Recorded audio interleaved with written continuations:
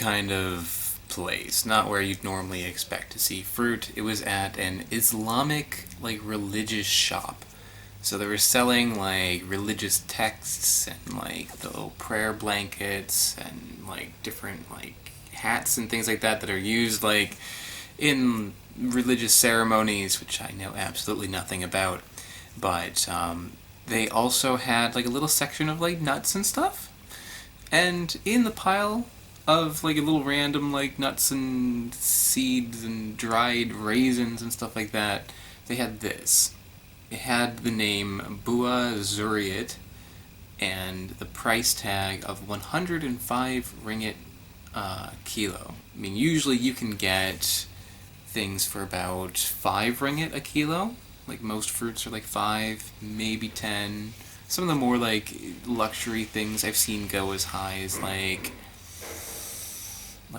30. Like, if you start getting into, like, crazy durians, maybe you get up to, like, 50. And that's really, really expensive. But to get something that is over 100 ringgit, which is, that's like $25 US. $25 a kilo. That's unheard of. I've never seen anything so expensive. But these are, like, fairly light, so I just bought one, and it was about $2.50. So not terrible, but compared to most fruit here in Malaysia, this is insane. And yeah, I asked them what it was, and they're like, none of them spoke English, but they pointed at their belly and they made like a little like pregnancy kind of motion, and I was like, oh, okay, and I didn't buy it the first time around because I wanted to like look it up, make sure it wasn't going to like kill me. And what I found online is that this is actually used to cause pregnancy. Like, women take this if they want to have a baby. And it's not saying, like, why. Not especially, like, that it's supposed to make you more fertile. It just causes pregnancy, like a miracle. So, yeah, after this I might have a little boy or girl to drag around with me on fruit adventures. That'll be fun. Bua Zuriat is, their name for it here. And that's, like, their use for it is for medicine, but it is actually used in other parts of the world. This has the name Doom Palm. Let me say that again.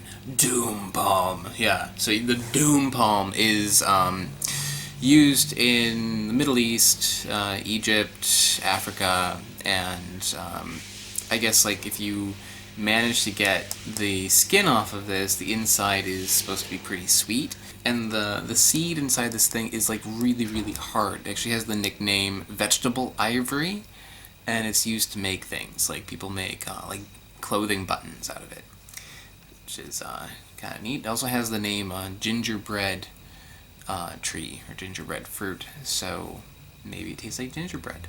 I don't know.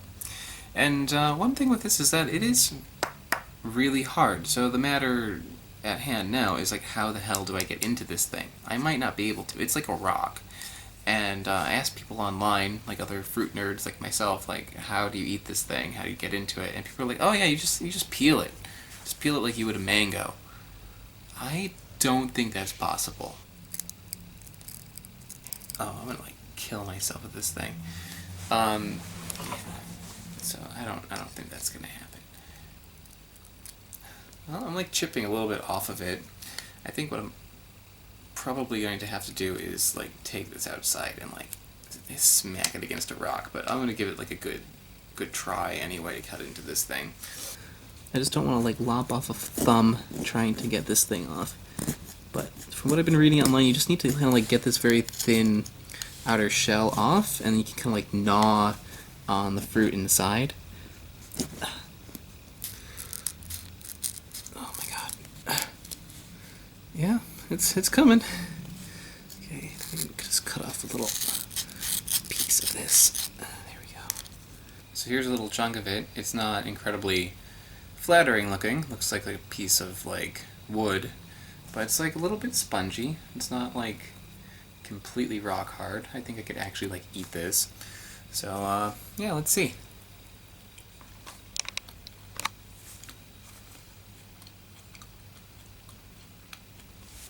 This tastes like gingerbread. So that name is accurate. It does taste a lot like gingerbread. I mean, it's a little more bitter than gingerbread, and it's not as sweet as gingerbread. It's still pretty sweet, but it doesn't make me think like cookie when I'm eating it. It's got a familiar taste to gingerbread, just because it's like super spicy. It's like got like mulling spice kind of flavors, like a little bit of like a little bit like of a earthy, like cinnamony, clovey kind of flavor, but like mild, and like a raisin date sort of flavor. Not that bad.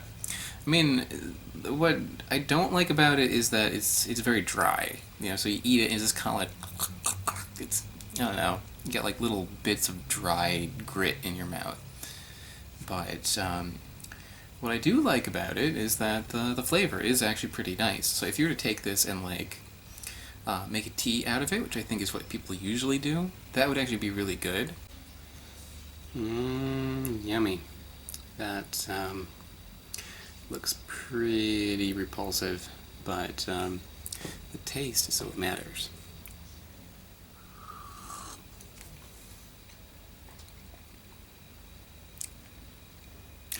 No, it's not very good as a tea. I mean, if you're taking this for medicine, then yeah, it's whatever, it's tolerable.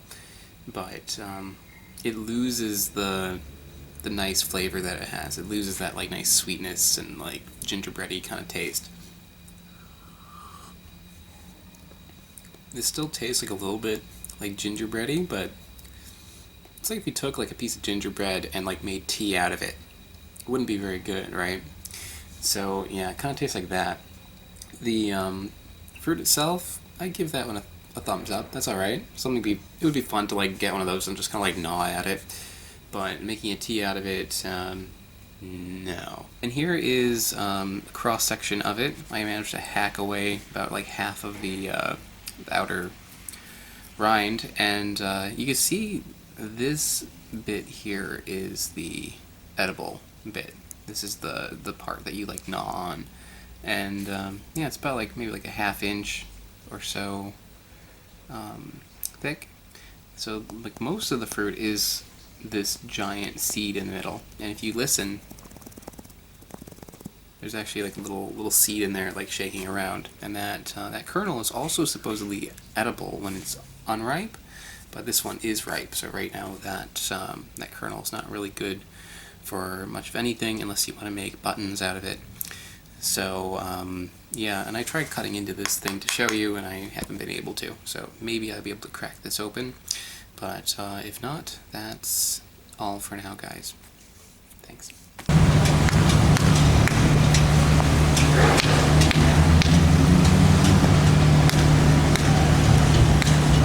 No, this thing is like hard as a rock. I'm not getting into this thing. You can hear it like shaking around in there, but there's no way I'm getting through this shell without like a axe or a chainsaw. So yeah, this guy's going in the trash. But interesting one for sure. Hey guys, before you click out, I just want to give a very, very special thank you to Miranda D for contributing a generous amount on Patreon. Thanks to her support and the support of my other patrons, this series is possible. I would not be able to make these videos at the rate that I'm doing them without that funding. So if you want to help out on Patreon, just click on the link below or click on this window to be brought to my Patreon page where you can learn more. As a very special promotion now, if you want to see the next video right now, you can. You just click on that link, and just for $1 you can see the next video 1 week before anybody else. So if you can't wait any longer, you just like need to see that next video, now's your chance. Just click on that link and it will bring you to my Patreon page where you can find out more about how you can help make this series grow. So thank you guys, thank you Marina, thank you Patreon supporters, thanks everybody, I'll see you next week.